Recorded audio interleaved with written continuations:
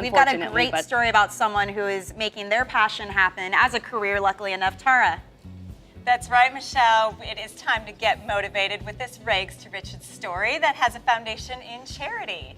And we're talking about Bobbie Seller, who is a widely successful lawyer now, but he has overcome humble beginnings and major career adversity to conquer the professional world, and he has become a champion for the hungry.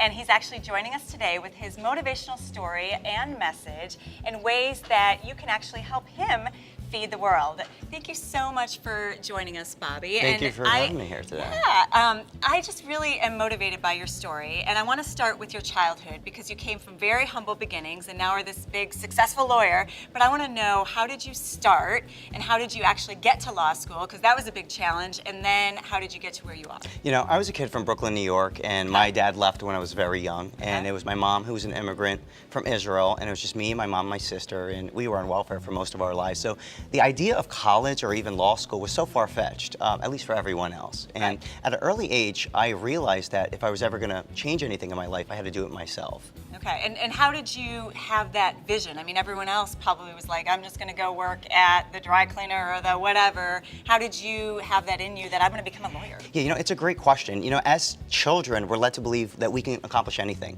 So somebody tells us that we can't, and it causes this internal conflict, right? Yeah.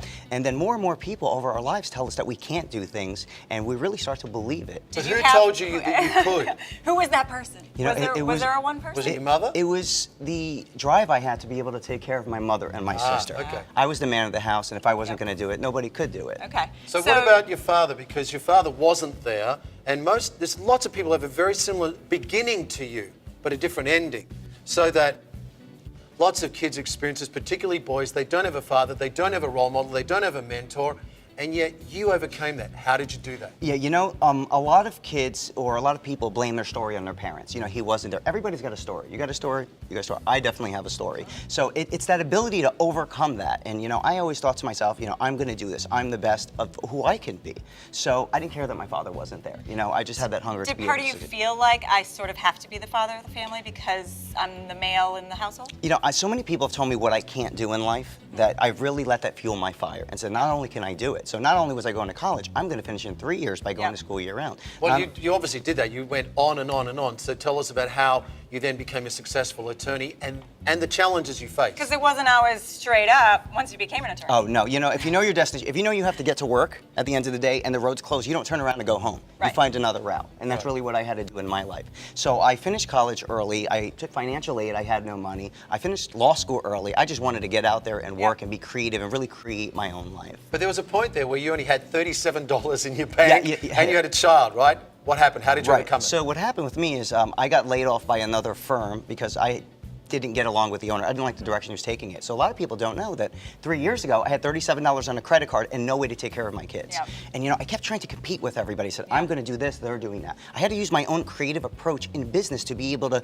you know, separate myself in the marketplace and say, here's what I'm going to do. So I turned $37 in 2010 to over $25 million in revenue last year alone. Whoa. Well, And tell us right. about that, because So- now you have this amazing foundation. Yeah, I want to know about the foundation and how you're taking that money now and not just splashing it all over, but you're using it for good. Right, and the idea is you have to be humble, and no matter what you do. You know, I remember that $37. I don't focus on it, but it's always in the back of my head. It's saying, you know what, you had it one moment, you had some money, and then you had nothing. So I wanted to give back, but I didn't want to throw money at a problem, and I wasn't going to just give it to a charity not knowing what's going to happen with it. So I said, you know, one day maybe I should create something where I buy food from restaurants, because we all know they throw it away, and we all know that it's wasteful, but, you know, I would need a truck, and then, you know, I would need a driver, and, you know, one day became today, and today became yesterday.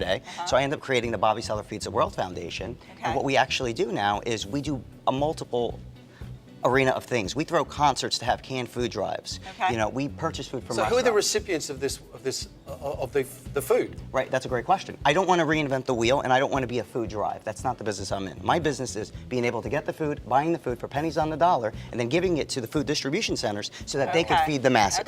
Let them do their work. My small part really goes a long way, but I don't have to recreate. So how can people actually help you to live your life mission?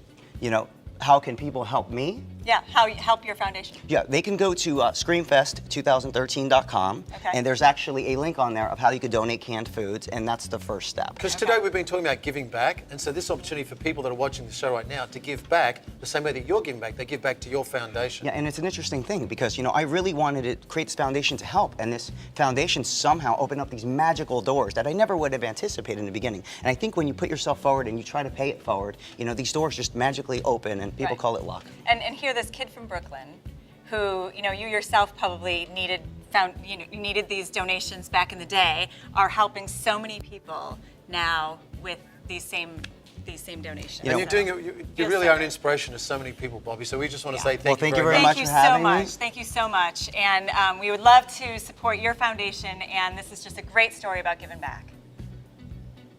It's amazing too, you guys, when you think about how much food goes wasted as well, even from like supermarkets and restaurants, right? Because like eggs, for instance, we saw that video Yeah, with earlier. just One egg missing. broken and they throw it Yeah. out. So you're doing a great thing, Bobbie. We appreciate you joining us.